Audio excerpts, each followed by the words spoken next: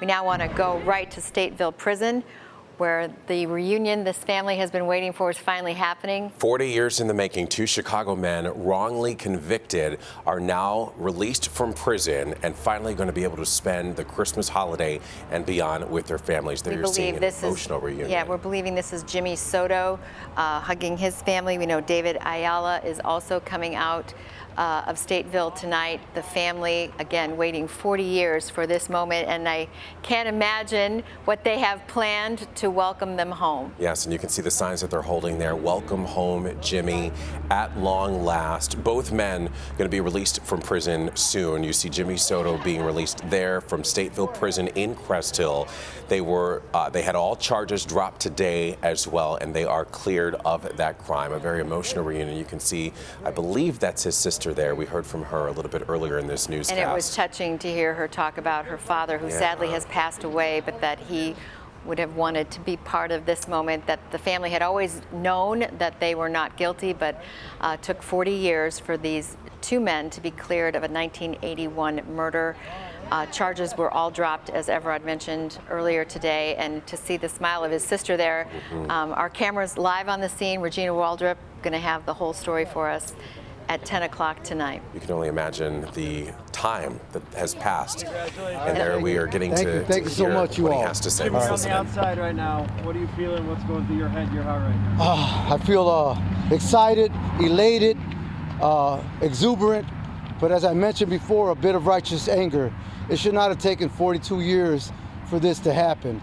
You know, it's been a long journey with me, my loved ones. The support that I have out there is tremendous. The Northwestern Prison Education Program has allowed me to get a undergraduate degree, a bachelor's in science.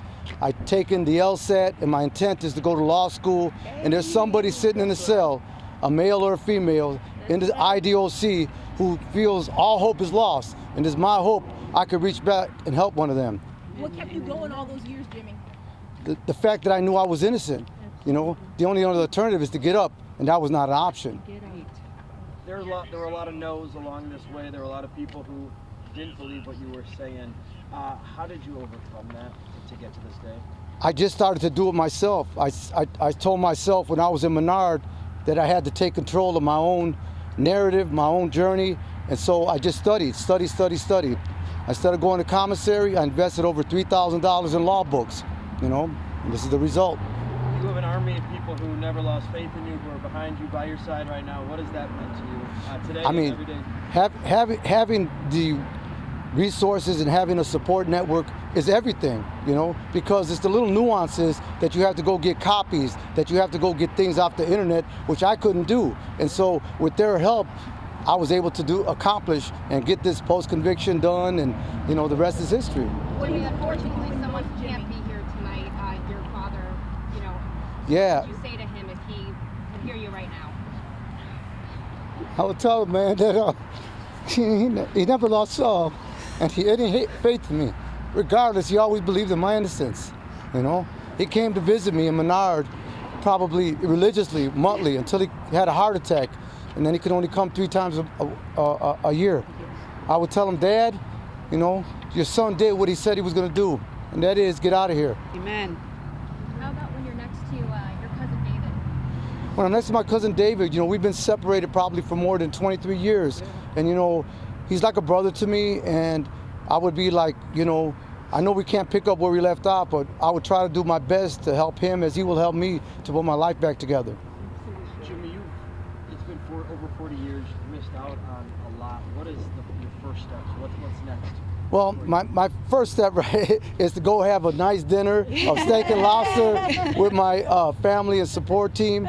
After that, is like I said, I'm going to go to Northwestern. I have a job waiting for me there, and I intend to apply to law school. And, you know, like I said, I want to be able to be that lawyer that could help people just like me and have them standing here whenever 1 year, 2 years, hopefully not 40 years, you know, but to help them out. Because I know there's people that are still in the system. There's a few Burge victims that are still locked up, like Abdul Malik Muhammad and Daryl Fair. And then there's also Guevara victims, Detective Guevara victims, like Alan Vega, who also deserve to have their proverbial day in court.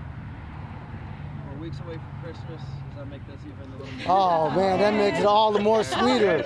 I wish it would have been Thanksgiving, but so be it. I'll take this, to spend a holiday with my family, where they bake cookies, exchange. They're going to be doing it on this Saturday, and I can't wait to bite into some of those. Yes, sir. Yes. Christmas came early. Yes.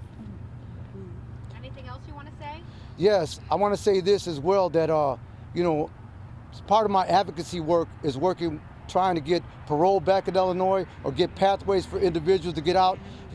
There are so many people deserving who have rehabilitation, so I would hope that I could sit down perhaps with some state officials and be able to convince them that parole is needed in Illinois. People do deserve to come out and have a second chance.